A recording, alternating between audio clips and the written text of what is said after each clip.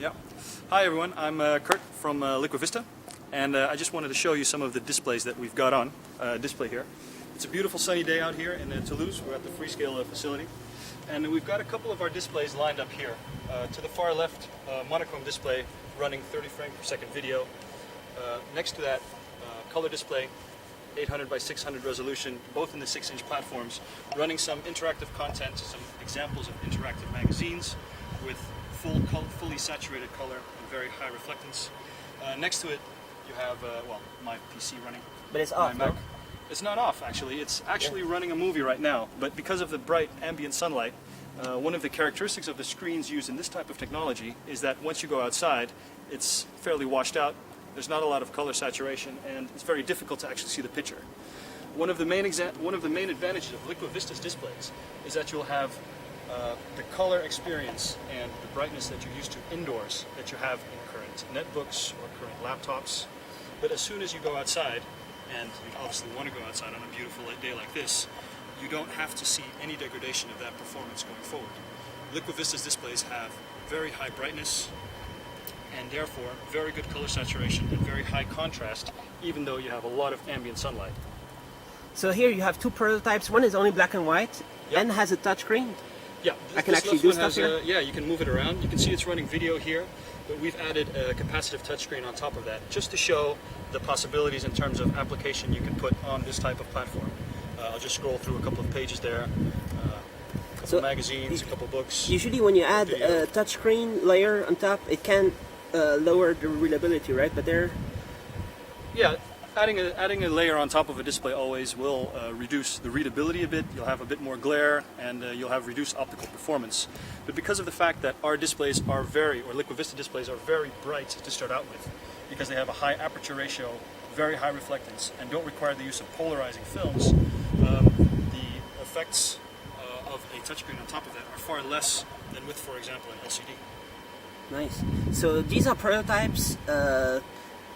How far away is it from being an actual product? We're working very hard to get these commercialized. The intention is that by the second half of 2011, these products will be in full volume in the form that you see them now. So right now we're generally looking at 6-inch to 8-inch platforms for the e-reader space, but in the future, who will tell? There is no limitation to what sizes our technology can go for and what sizes our technology can fit into. Because what you have to do is that you have to change about 10% of the LCD manufacturing process. Is that what you would say? So an existing LCD manufacturer can take their existing manufacturing facilities and convert those with a small conversion to make displays based on Liquivista's technology. And these displays being with the brightness that you see today, with the same indoor performance as LCD displays that you, for example, have in this MacBook out here. But in addition to that, with a significantly lower power consumption. Because of the fact that we can drive the displays based on content with a much lower frequency than, for example, LCD, and the fact that you can scale up the refresh rates of the display depending on the content that you have on it. Now, the display samples you see here are running. We have demos based on Freescale's MX51 host platform as well, working. We have those available as system development kits for customers. And the intrinsic low power capabilities of our displays compared with the Freescale MX51 platform are actually a perfect fit to ensure that in the future when we come up with these applications and products, people can make products that ensure freedom not only because you can use them indoor and outdoor, but also because the battery life is a factor multiple times actually better than current devices. If you would, for example, take an iPad today and you would put a Liquavista type display into it, you'd be able to use it outside, and you'd be able to use it for days without charging instead of hours. So we're still here showing the Liquavista, and you have some layers, the way that you can make the screen. How does that work? Yeah, I'll just pause it a minute here so I can further explain. I think one of the big advantages that our technology has over other emerging technologies is that current LCD manufacturers can basically take their existing lines and manufacturing facilities, and with a very small conversion, just a few steps, actually change it and make them capable to make our displays. If you look at this little animation that shows, it shows it indoors now on my Mac, which is a bit better than outdoors, but it shows a number of layers and the stacks that are just required to make up a Liquavista electrowetting based display.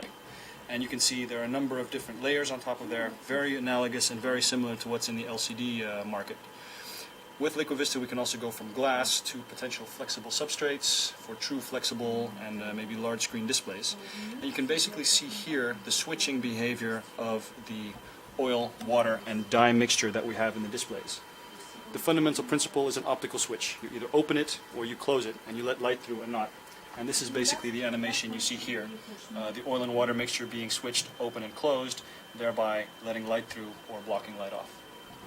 Nice. So, what could you say in terms of these prototypes and how much you can improve them? Is it something like the readability on this one can actually be improved even further? Oh yeah, absolutely. I mean, the prototypes that you see here are based in are all created on a prototyping facility, so we don't have mass production design rules and mass production capabilities. Once you move to a fully automated mass production fab, you can go with very critical design rules and therefore even increase the brightness and the contrast of the products, of the final products, when you go into volume production. All right, and so you expect them to be ready second half of next year, right? Second half of 2011 is when we expect to have the first volume shipments of these Liquavista products, whether they be black and white, whether they be color, whether they be fully reflective, fully transmissive, or even transflective, for the optimum mix between good indoor use and good outdoor use, which we just showed earlier on. That is what we expect indeed to have ready. So for now next you're year. announcing transflective, you're announcing backlight support, Yeah. and so how much is the power consumption on your screen compared to a normal LCD? It's far better, and it's not easily quantifiable. But what I can say about it is that we have up to 4 to 5 times more transmission through the panels. So we're more efficient with light, meaning you need less power for your backlight, which is already a big advantage because the backlight consumes the most power in your display system. And in addition to that, we can scale down the refresh frequencies of our displays. For example, if you're looking at this picture here, which is basically static, doesn't move around a lot, we can scale the frequencies all the way down to 1 hertz, and in the future maybe even lower, which means that you can be very, very efficient with regards to power.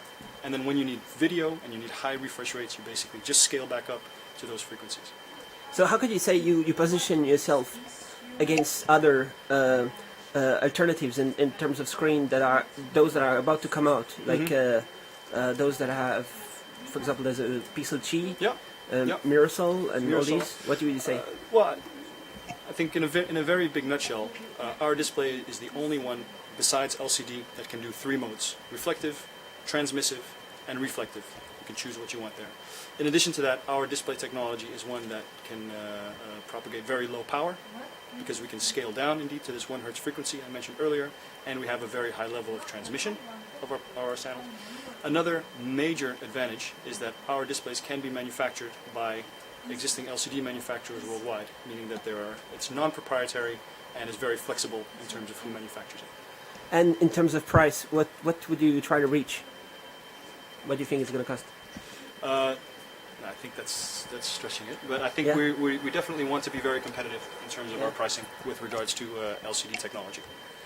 So if it can be mass manufactured, the components of your screen are actually lower cost in theory than what's on an LCD? There's no liquid crystal material, there's no polarizers, so that's already a big difference. Yeah.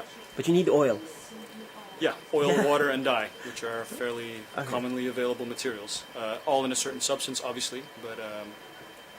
All right. Yep. Okay. Thanks a lot. Thanks. You're welcome.